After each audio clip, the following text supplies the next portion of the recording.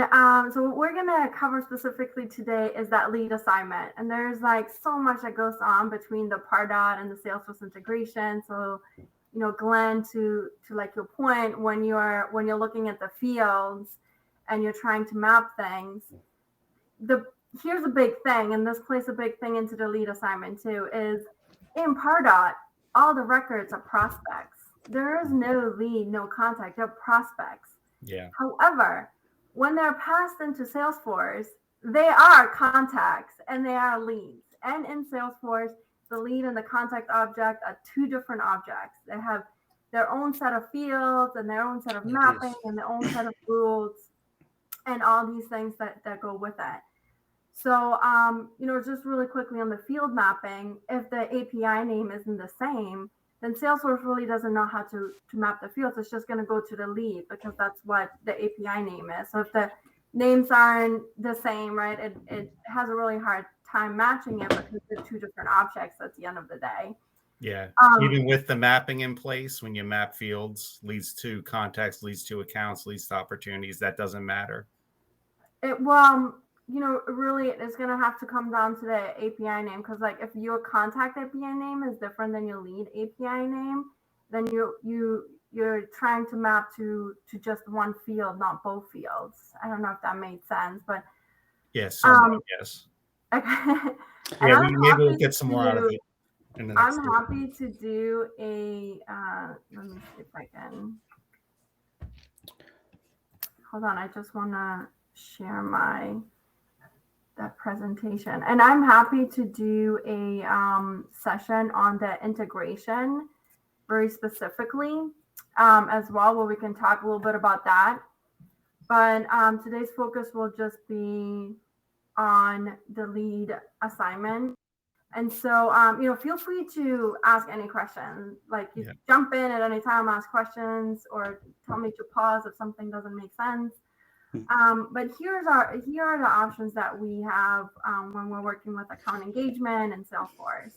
So I'm sure you've come across these, and when you're creating your marketing assets, like you're creating a form or the page action or completion actions, and you have these options in order to assign the leads that are coming through your campaign. So assign to user, assign to group, assign to queue, assign your lead assignment rules. And then there's the advanced option, which is going to be a third-party tool in the App Exchange.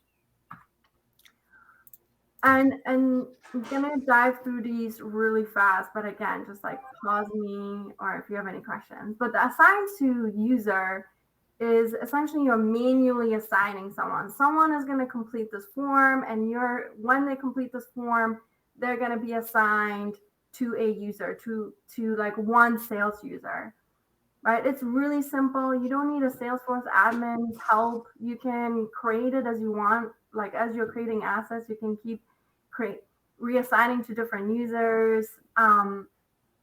But if you have a lot of sales users, or if you're creating a lot of assets, this is going to be really, really hard to maintain, right? Because let's say you have like 50 forms, and you have on every form you're assigning to someone else, and then like a person is leaving or there's an organizational change or something is happening, you have to go through every single one of these forms and then change your assignment because that person isn't there anymore. So it's really manual and really hard to maintain and scale.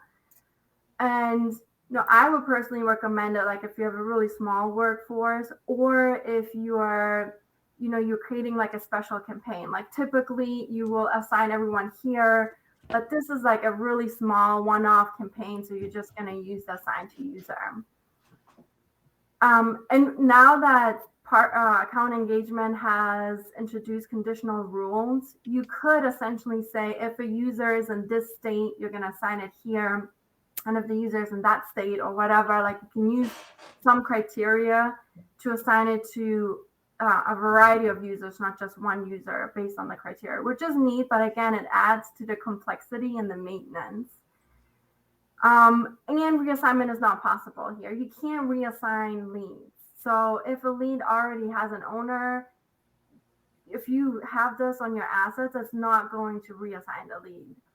And that, of course, means a contact record. If an existing contact record interacting with your forms and you want to be able to trigger something to a sales rep, you can't reassign it.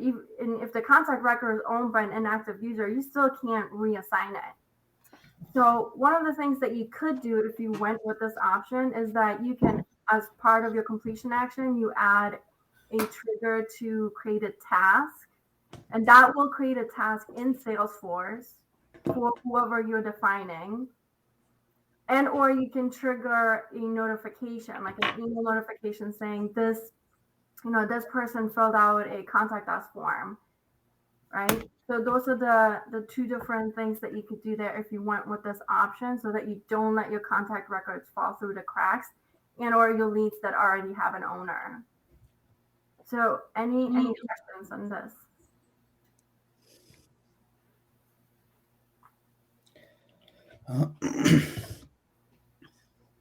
I'll go right to the sign. I'm just curious. We have similar activities that we could use in Marketing Cloud. We could leverage those out of the box functionality to create something like this, but no, but it all depends on.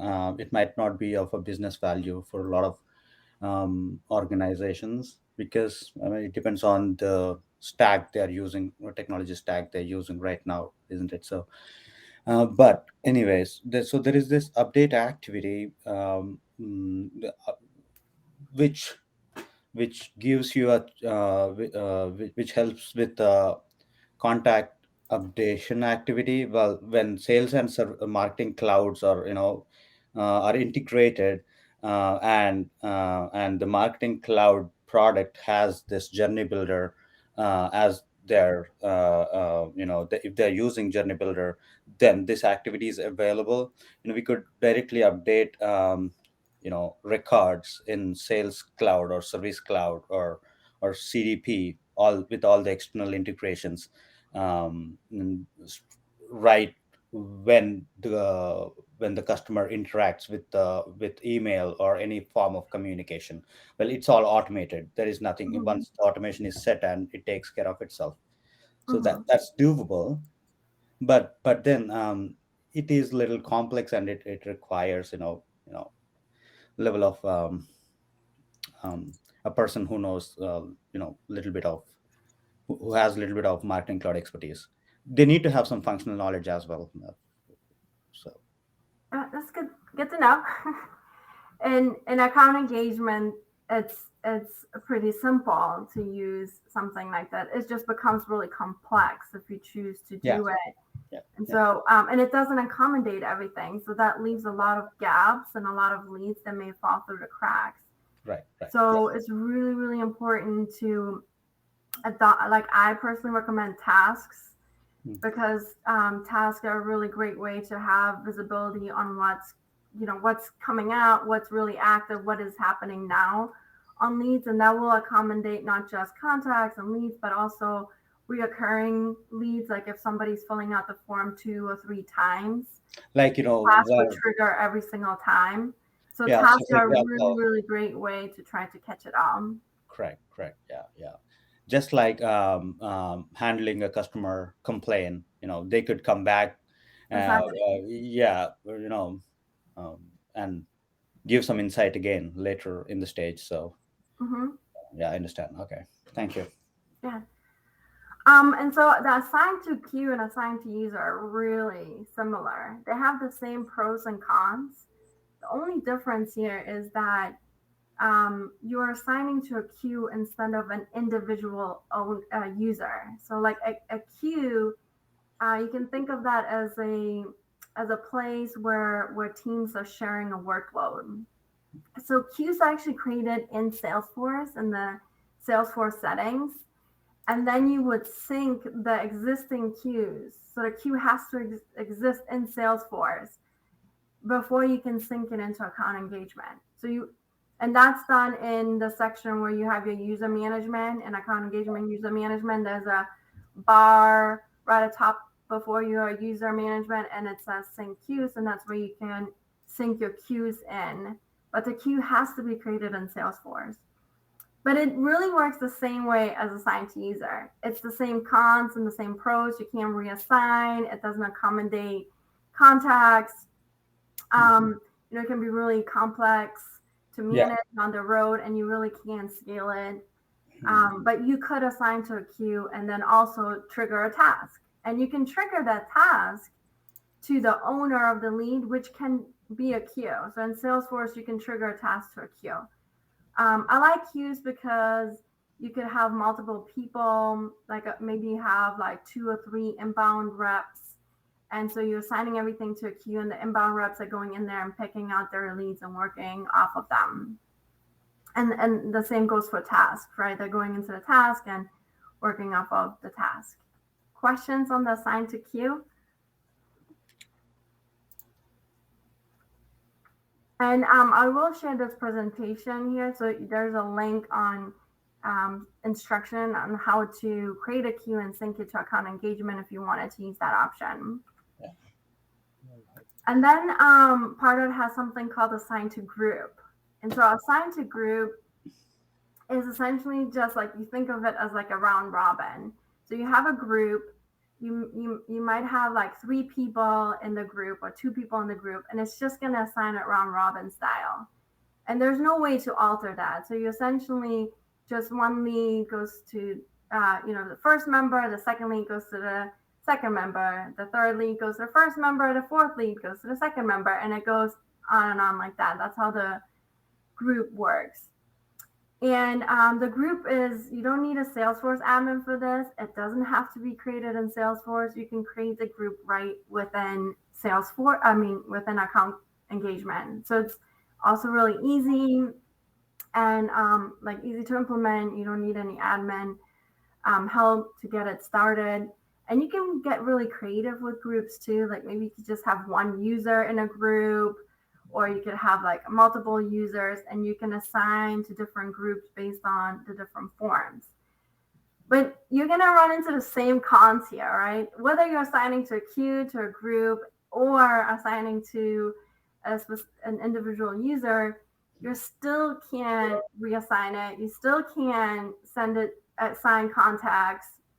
And with assign to group, of course, the con is that it's a round robin. So like there's no other way for you to alter it or use it in any other way, because it's like however many people are going to be put in there, it's going to be a round robin. There's no way around it.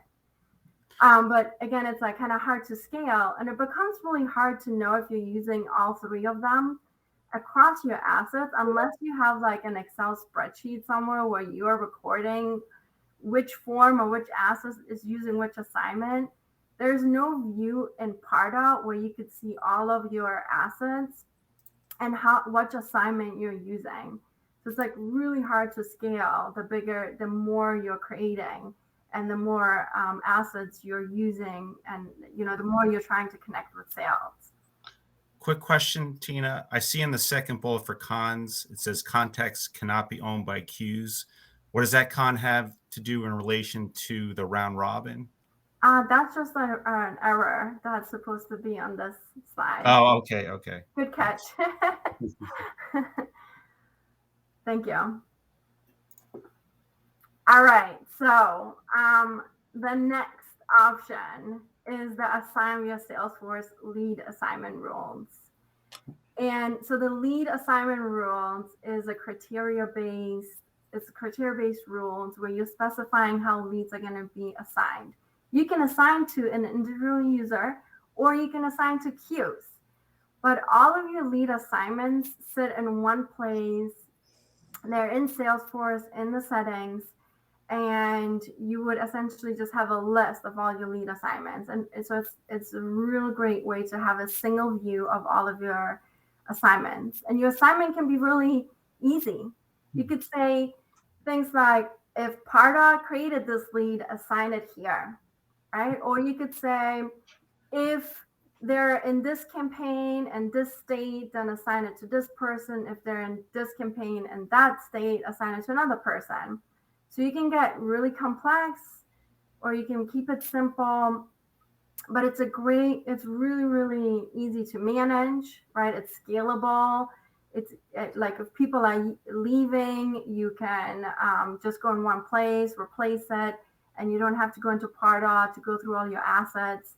So I would definitely say this is, if you were going to pick any of them, this would be the best option from my perspective, because it's just so much easier to maintain, and having that single view is great, and you can get more complex with your criteria, which is really awesome. And so you can technically, with the lead assignment rules, you can indirectly reassign leads, because in Salesforce, on your lead page records, there's a button that says reassign a lead when a lead is edited. And so if you created a flow to always check that when Pardot is editing and modifying a lead, then it would always run through the lead assignment rules and recheck to see if the lead needs to be reassigned to a new person or a new place. So is it a workflow you're talking about? Yeah. It is automation again, right? So that's right, but this is in Salesforce, so you definitely need your Salesforce admin and developer help to be able to do some to do the indirect reassignment. Yeah, we're kind of ingesting data into the Salesforce from external, like Pardot. Yeah, got it. Okay. And with your lead assignment rules, Salesforce does say that there's a limit of 50 active rules per object. But again, this is a lead assignment rule. So when we talk about our contacts, we're still not going to be able to assign our contacts. It's just, not possible. Yeah. And so the pro tip here is to, again, go back to your tasks. And so you could, in Pardot, you could, for instance, say, all your leads are going to be assigned via the active sales lead assignment rules. And you're also going to trigger a task to the lead owner. So it's going to assign the lead, and then assign the lead via the Salesforce rules, and it's going to trigger the task based on the new lead owner. So when it comes to contacts, the contact won't be reassigned, but a task is going to still get triggered on the contact. Yeah. Another really important tip, if you're going to use Salesforce lead assignment rules, is you absolutely have to have a catch-it-all rule. And essentially the catch-it-all rule is just the end criteria is just blank. Like any lead that does not meet the above criteria gets assigned to someone that's going to catch all the leads. That essentially signals that there's something went wrong, right? Like there's something happening. Like you shouldn't get a lead if you're the catch it all. And if you did get a lead, then there was something wrong. Either there's fields missing, or your criteria in your lead assignment isn't working the way that you're expecting it to. And so you'd want it to go to someone who can troubleshoot that and then correct the lead flow so that they do get assigned. So this is just a screenshot of what the lead assignment rules look like in Salesforce. And it does trigger in order. So if your first lead assignment, whatever your first lead assignment is, the number one, that's going to trigger first. And then Salesforce is going to go down the row, which is why the catch it all is at the bottom. So it's like Salesforce has checked all of the lead assignment rules that you specified. None of them were met at the end. And so then it gets assigned to the catch it all. Questions on the lead assignment rules? Comments, questions?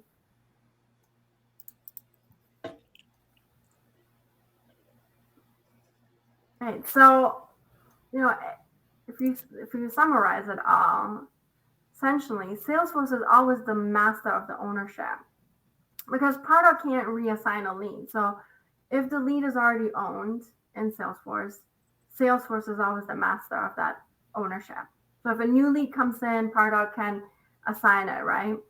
Or it can send it to Salesforce to get assigned. But if it's already existing, it's not going to get reassigned. Quick question, Tina. Does it get matched up in Salesforce? Does it know, this is the lead So we're not going to create a new lead, or what is the common denominator there? The unique identifier is the email.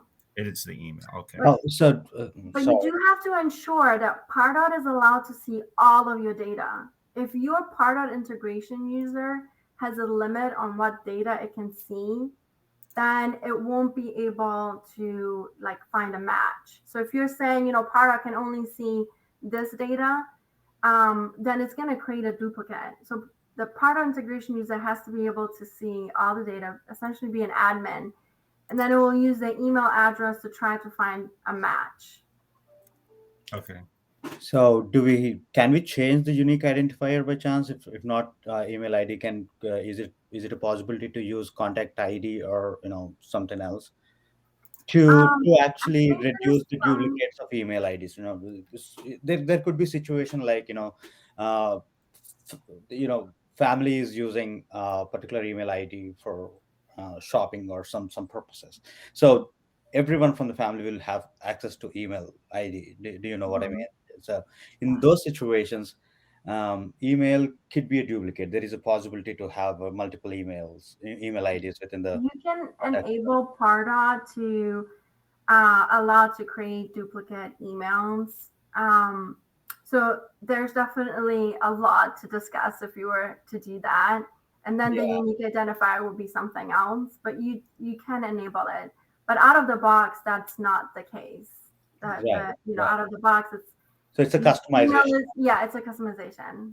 Okay. Email is a unique identifier, and that's how it would look for records in Salesforce, and it won't create duplicates.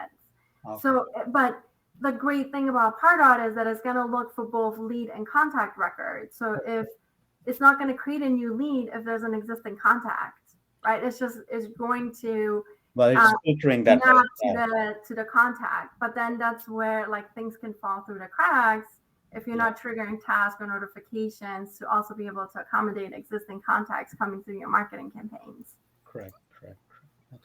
So essentially, Pardot is just assigning to net new leads, right? In Salesforce, you can reassign existing leads, and you can put some validations around it, but you still cannot change contact ownership. So essentially, like with all the options we talked about, when it comes to the contact, there's no way to change that ownership. I mean, sure, you can develop some custom flows and things like that, but that's, right? Yeah, like outside of these typical options. Yeah. So if you wanted to reassign leads, if you want to reassign your contacts, and if you really want to take it up a notch, there are some really awesome third-party tools on AppExchange. You just type in lead routing, and there's a few of them that will pop up. I do recommend a native app because then it's just like a more streamlined process where you can send leads from account engagement directly into this lead routing before it comes into Salesforce. So there's like a way that you can have this like streamlined process when everything is connected. The beauty of having a third-party tool is that you can have like super complex rules. You can match to accounts. So like a lead is coming in, it's not an existing contact, but the account exists. You can match the lead to the account, and then you could assign the lead to the account owner, right? It could be like a completely different way that you can route leads. And if you have clients or customers, you can find matches of your clients and customers, and maybe you'd want to route those leads to customer service and not to sales. So you're already trying to clean up the quality of leads that are coming through to your sales team by using some third-party tool. You can do round robin, territory management. It's all in one single view.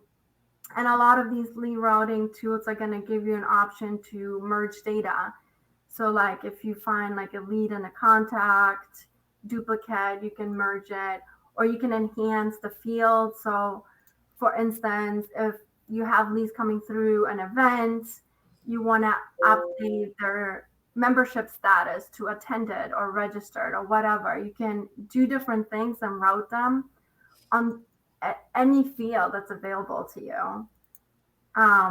And that includes that you can reassign contacts. You can have a flow where you're looking at your contacts and a contact is coming through, and they filled out the contact us form, and you're just going to reassign it. You're going to reassign it to your BDR or inside sales team, or you're going to check to see if it's an inactive owner right now, and then assign it to a new owner or new based on territory or whatever you want to. Really, there's so many things that you can do with a third-party tool, but it is like the next level advanced option, right? So not everyone is going to need this. You may not need this, but maybe this is exactly what your business is looking for that next step to be able to do the next thing that you want to do. Hi, Tina. Can I ask a question? Mm-hmm. So those 4 apps you had displayed, do you have experience using those? Do they share common characteristics, or is one better than the other? I am actually certified in lean data. That's the one I Okay. have the most experience with. And lean data, I have to say, is like really amazing. So this is a screenshot of lean data. Oh, great. And it's like just like a blank canvas. And you can have your flows go left, right, up, down, anywhere.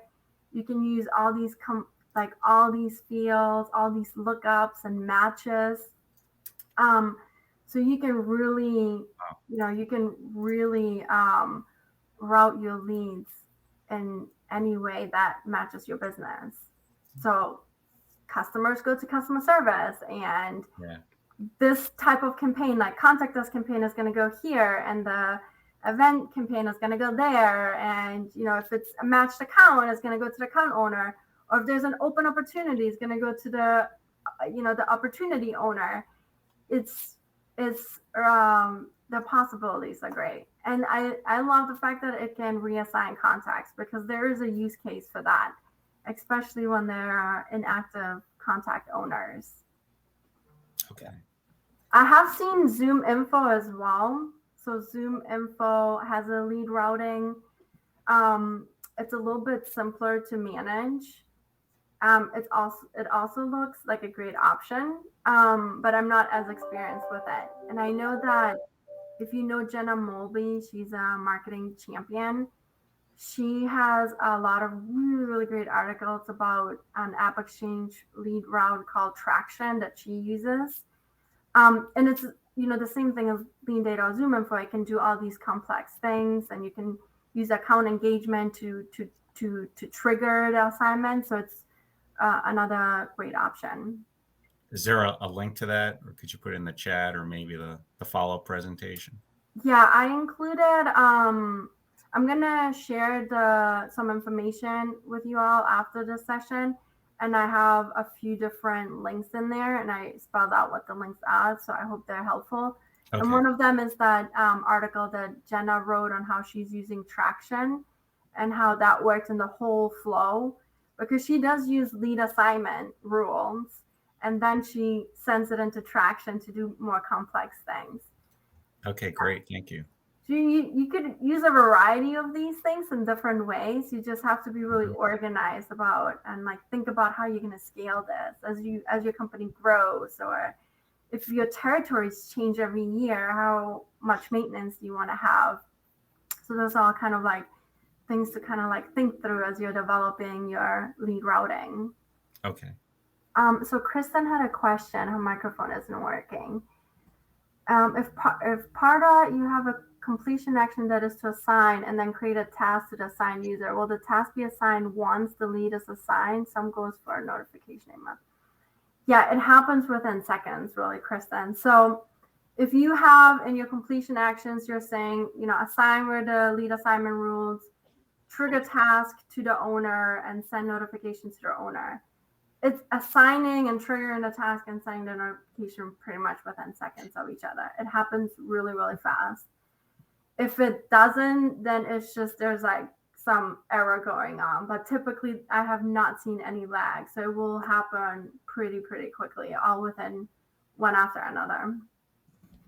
So you can still say assign where the lead assignment rules, but have the task triggered on your completion action in Pardot saying trigger it to the owner, and Salesforce is able to do all of that. It can take it all into account and make it all happen. Great. Thank you. All right. Any other questions or comments about the lead assignment? So like this was, my intention today was to really focus on the lead assignments because I want to help you gain some confidence when you're running your marketing campaigns to know what exactly is happening when you're sending them over to sales and what things could be falling through the cracks. And oftentimes that's going to come down to, you know, the lead is already existing and has ownership, and the contacts always falling through the cracks. So task is a really great way to catch that, and you can report on tasks so you can see all your tasks that are open and haven't been touched. So it's like a great way to keep an eye on that. And we're going to that next level of getting a third party tool through the app exchange that's gonna supercharge your lead routing. Right. So Okay. so Tina, I had a question. Go ahead, Garrett. Sorry. Go ahead. And thank you for the presentation today. Obviously, I work with Glenn. I think he mentioned that we definitely have thought about the task thing and like using tasks as a way, like every time somebody, as a request for interest, because we get lots of different requests for different things from the same person.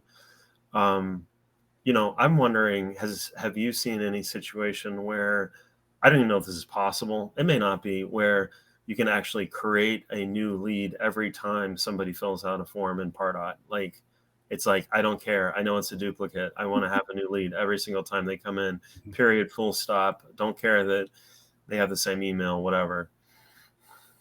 Yeah, you can actually, that's, again, it's not like out of the box like that, but I know you can talk to your account rep. No, that And should be an easy fix, actually. If you think it this way, if you're, well, it does require a developer to do it, or at least an admin who knows what he's doing. So it's like overwriting. So when we ingest this data, like from the form or whatever the point of uh, touch, whatever the customer touch point is, whenever he edits his existing data, it should go it should be ingested into these systems and to the field, right, to the field value. So so that data extension settings can be changed. You could choose to overwrite it, or you could choose to add and update. So while if you tweak those settings, it could be possible whenever the contact gets to the form, edits or his information. If you choose overwrite option, it's going to this automation is going to look for unique identifier at the record level, and then override the value in the column. yeah, I think that Is there's this how also an I didn't option. realize you could do custom coding in Pardot. So I think that there's an option in that you'd want to talk to account rep. I have seen cases like this where you're telling Pardot that it can only create leads. So there's you can essentially deny Pardot to see all of your contact, to see your contact object. Like if you look at your integration user, you can say my Pardot integration user not allowed to see not allowed to see the contact object. In that case, the user would always think would never map to a contact because it can't see the data.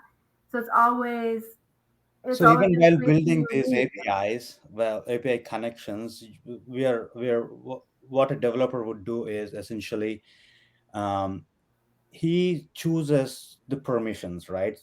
The CRED permissions: create, read, edit, and delete, right? So these permissions you need to, someone developer needs to create these API endpoints with these permissions. So only then the API could really access the records. Yep. While following the definition. Yep. So And yeah, it all there is level of customization in, and I'm not really I am going to sit for a hands-on boot camp really soon on account engagement. But overall, Salesforce architecture, if you talk about it, that's how everything is built. So I think it is doable. Yes, it is. You can definitely do it. I think remember coming across an article like this because some other people were asking about it. I think Salesforce Ben has an article about Yeah, amazing place. it and the pros and cons about it. If I find it, I will definitely share it with this group.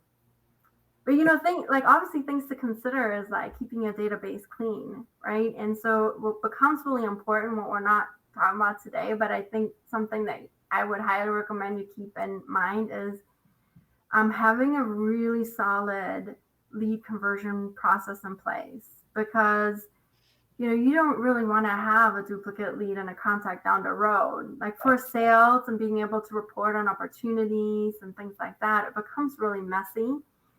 But if you have a really good lead conversion process in place and you're converting into the existing contact and you bring in all the other data into it, it's still a really great way to avoid the whole contact conversation, Right.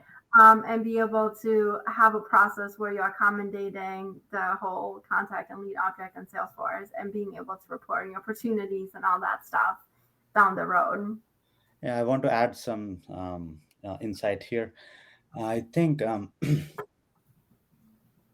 I mean, data is the golden nugget. That's the key, right? For all these interactions and to create these customer experiences. End of the day, so yeah, it gets tricky when we trigger communications based on these preference attributes that we are, storing in databases.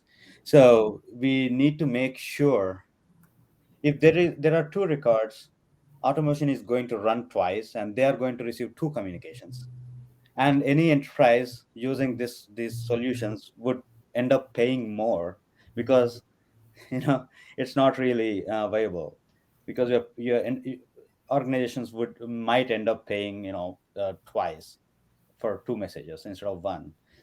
You're also compromising on um, user experience too. There is no point. So it's really, I mean, things could get really tricky if you have a bad data is what I'm trying to say. Yeah, yeah, it can. Even for like email sending, it can get really tricky. So it's all possible. Like that's the beauty of Salesforce. Yeah, it And is our possible. Yeah. engagement sits inside of Salesforce. You can customize Yeah. everything. It's just like be really, really clear about what your customization looks like and know your trade-offs. If we're gonna do this, what's the trade-off? What's the pros and the cons? Correct. But essentially, it's all Have possible. smart goals, right? Mhm. Specific, yeah. And if you're considering that, maybe the additional cost of getting a third party tool may be worth it, so you could accommodate contacts as well. It's just something to like think about. A lot of the Lead third party conversion is tools, really but they're important not aspect. that expensive. There's some cheaper options out there. I know we're like over time, but I love that there's all these questions, and hopefully you all found this really, really helpful. It is really helpful. Thanks, Tina. Thanks for getting us together. Yes, of course. Yes, This was thank you. great. I will share some resources with you, and feel free to reach out if you have any questions as you're doing this. I'm happy to help, or at least get you the right resources so you can get started with your perfect lead routing. Okay. Well,